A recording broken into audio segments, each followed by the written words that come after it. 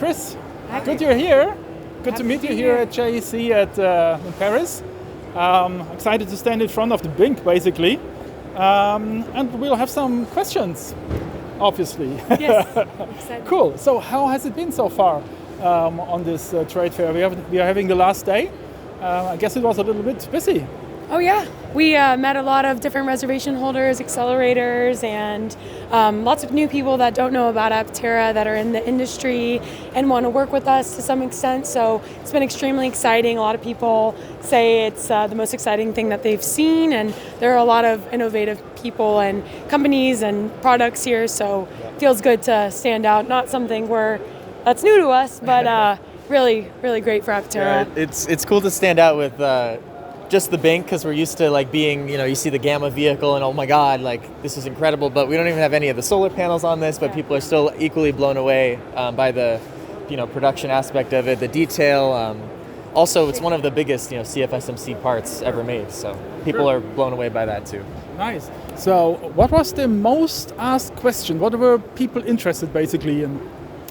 There was a lot of question about what type of composite material this was, considering we are at this event, but it was also kind of the shape and what does this make up, and what are we doing with this vehicle because it is so different and unique. So kind of explaining to them the solar aspect of it. We have a video running at the front, and they were asking, when will they become available, and where are we located? I think with the accent you can tell we're not from here, but I like it. That's a good answer. All good. So let's talk a little bit about the progress, where we are, what's going on. So what's the status on the PI builds basically? Sure, yeah. So Audra and I are going to be visiting CPC group on Monday and Tuesday next week, so we're really excited to look at the progress firsthand. But a number of CPC employees have been by the booth and kind of filling me in on things going on, which is exciting. We're hoping to see basically progress on the first 3 PI builds at CPC. So that includes some progress on the frame components. We're not expecting a completed frame just yet, but there's a lot of material science work to make the frames perfect and actually production ready. So we'll see some of that. We'll also be able to see hopefully some of the bonding process taking place at CPC. So that's where we are. Once that's done, eventually those will make their way to California, and we'll be finishing the PI builds, starting with 1, expanding from there. All the way to 16, I guess. all the way. Right, that's exciting news actually that you're traveling there. We are looking forward to some updates from Italy. Absolutely. Definitely. Let's see if we can get some firsts here on this channel. Yeah. Okay, so people were asking about the UK and Australia. I heard in Australia there's a lot of sun. You might have a different situation, like too much sun and your battery is full and stuff like that. But we also know that's right-hand drive. What are your plans regarding right-hand drive versions? Because if I look at it right here, it seems like pretty symmetric. Not exactly symmetric, but almost, right? Yeah, so right-hand drive version will come after the even homologated EU version for not the UK, not Australia countries. Right, yeah. So that will probably come in 2027 or so. Yeah. There isn't too much of a difference in the suspension or design, so we don't expect it to take too long. It is just having to put in the work and design, test, and validate everything for right-hand drive. But we have a ton of orders in Australia and in the UK and a whole lot of enthusiasm, so it's a key market for us to get out there. I mean, it's cool because any market where there's too much sun means like you can run your HVAC or whatever. Like you have, not only do you get full solar every day, but also you have so much excess that like your car can always be preconditioned. You're always ready to go. So even in extremely hot climates like the UAE or things like that, they might not even care about the solar range. They just want their cabin preconditioned. So there's a lot of cool benefits. Right. So a question that I even didn't write down here is like, that there is a vehicle to grid or vehicle to home possibility. How are your thoughts about this? Is Aptera planning to implement that somewhere down the road? Yeah. It's a phase 2, so there's a lot of things that are phase 2. One of those is like the 3rd row child seat for the 250 mile range. There's a lot of things that we have in the plans for the future, that's definitely one of the highest priority ones, because I think a lot of people would love to plug in a 40-something kilowatt hour pack to their house or power more things. So that's definitely top of mind for us for the future after we launch. That sounds exciting. Now, looking at the Aptera at the BinC, that's a pretty lightweight thing. We were not able to lift it probably after the show closes. Let's see. But given the weight of the Aptera, let's say we take out the battery packs. Could you give us a rough indication what the weight of the Aptera without the battery packs would be?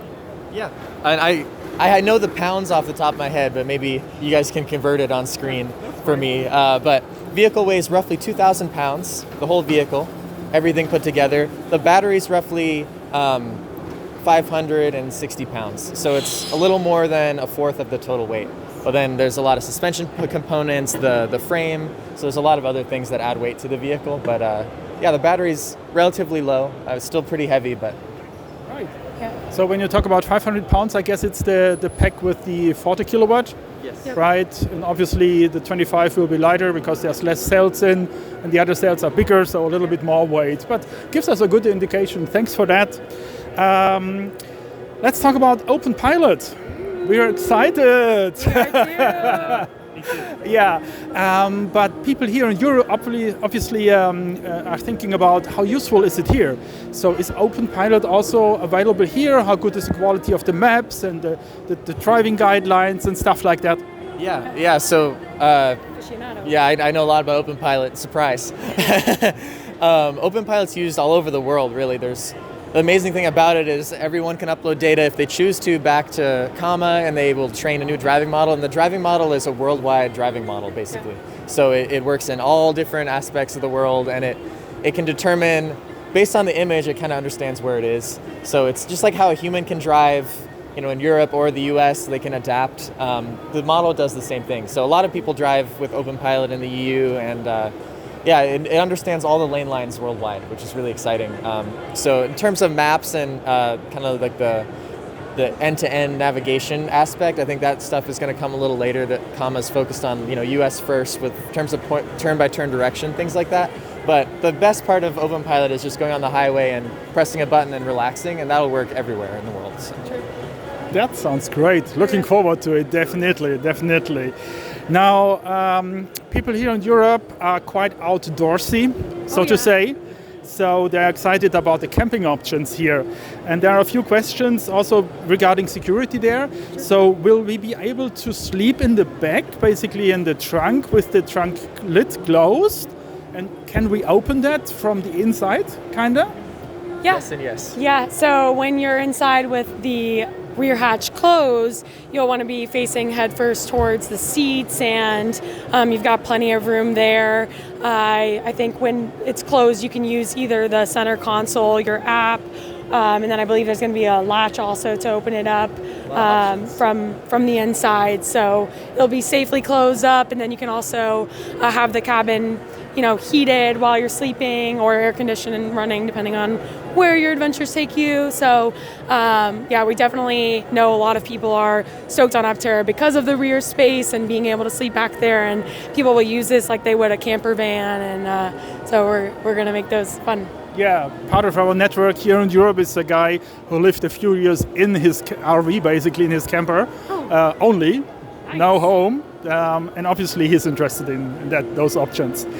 Now charging, the NACS or North American Charging Standard or something like that, basically the evolution from Tesla, was chosen because of its size and because it's not so clunky. We understand this, but the specifications here in Europe are different. We have the so-called Type 2 or Mennekes plug for AC, and we have a little bit modified version with the CCS Type 2 as well, which is even more clunky than the US version, right?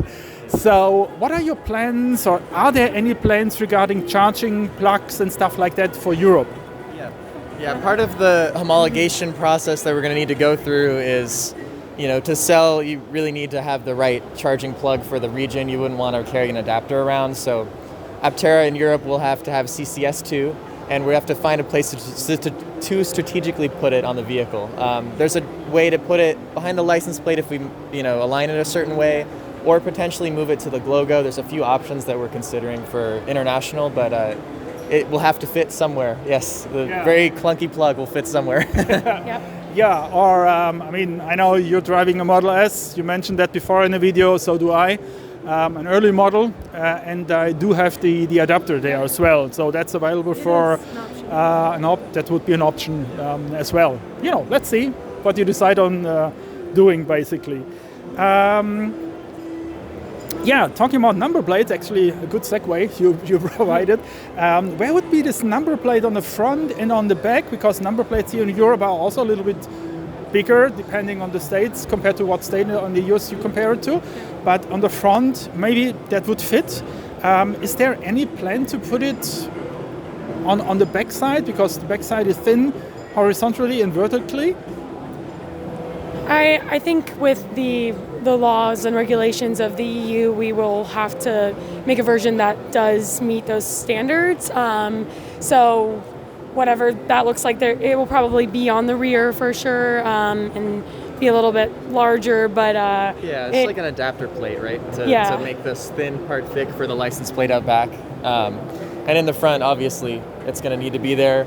We'll need to maybe chop off the nose so it's a little less of an aerodynamic hit, but it will be slightly worse, but maybe you guys can take the mirrors off to equate it out, Oh yeah, that's indeed legal here. There are cars on the road with only cameras, no physical memories. Mirrors, not memories. There you go, mirrors. You're back to zero pretty much. Exactly, yeah. I don't want to advertise for other car manufacturers, but I can tell you later. Okay, great. Okay. Talking about childs, you mentioned the third seat, that's in the plan down the road, but I don't know how the standard is in the US. We have a standard here, it's called ISOFIX. It's part of the regulation, if I'm correct. Will there be is there a plan to be able to mount a child seat to the passenger seat? I mean, I'm sure you could, obviously. I think in the US, the laws are interesting with an auto cycle. Because in an auto cycle, you're not supposed to have childs in the vehicle. But in Europe, if that's, with how we homologated, if that ends up not being a thing, then there's absolutely would be a way to disable the airbag for that situation. But in the US, it's not really a use case. So it's something we're going to have to look into once we get over here. Right. So you answered already my next question, which is like deactivating the airbag. That would have been my next question. Okay. Yeah. So sales in Europe, how are you approaching it? Are you only trying to do it through the internet? Is it through partners you are looking for? What's the approach here? Yeah, you got it. Well, we would aspire to have service providers that are throughout the world, and we want to partner with different organizations or groups that have already established infrastructure. And we think once we're farther along, there will be a lot of people open to working with us. So you can bring your Aptera in and set up an appointment, an easy thing, so that it's safe and it's done by a professional with all of our demonstrations, and we can train those people. But he was talking about dealerships, but I think you're answering one of his future questions, maybe about service. Yeah, exactly. So we're going to be primarily direct to consumer, and we're trying to consistently do that. So kind of the Tesla experience where you buy it online and they can deliver it to your house. That's the ideal. But Aptera's not adverse to working with local distributors or dealers as well. So there's probably going to be a mix of both, depending on what fits the best. In the US, there's a lot of weird laws and ways to do it. Sometimes, you need to get a delivery on native land because that's how you can avoid regulations in a certain state or another state. There's a lot of complications, but ideally it's a mix of both. Yep. I hope we're easier here in Europe.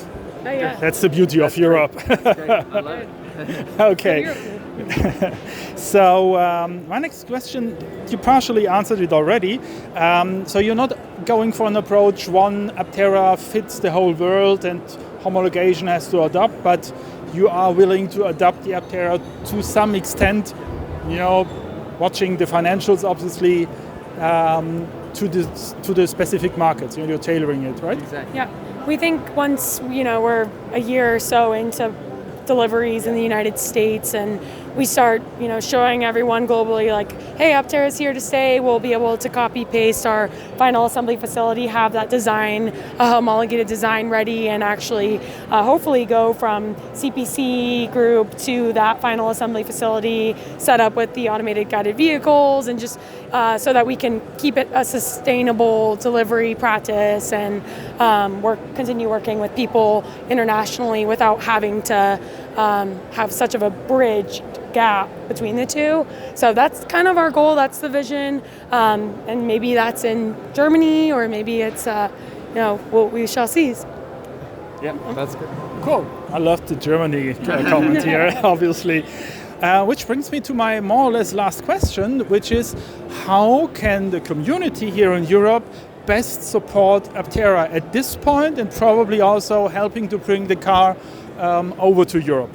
Yeah, sure. I mean, we're still actively trying to spread the word about the Aptera. That's the biggest thing. So many people in this show, I'd say almost nobody knew what Aptera was, and this was their first introduction to it. So I can't even imagine what that's like all around the world.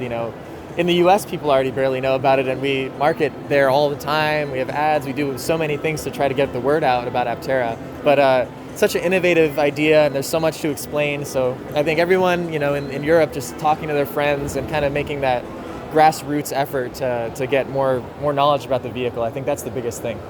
I think also when it comes to the accelerator program, I talked to someone from the Czech Republic, someone from the Netherlands, and the big question is, elephant in the room, how I pick up my vehicle, how do I get it to my country?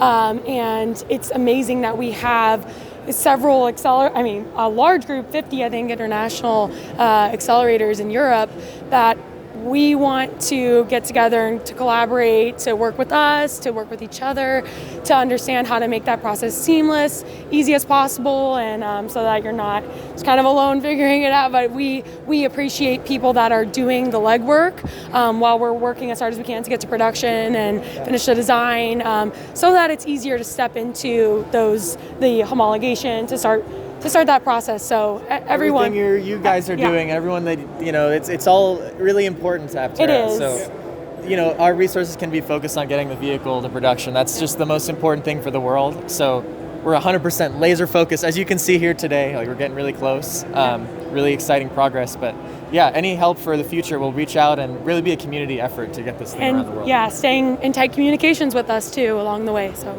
thank you. Oh, we happily will, definitely.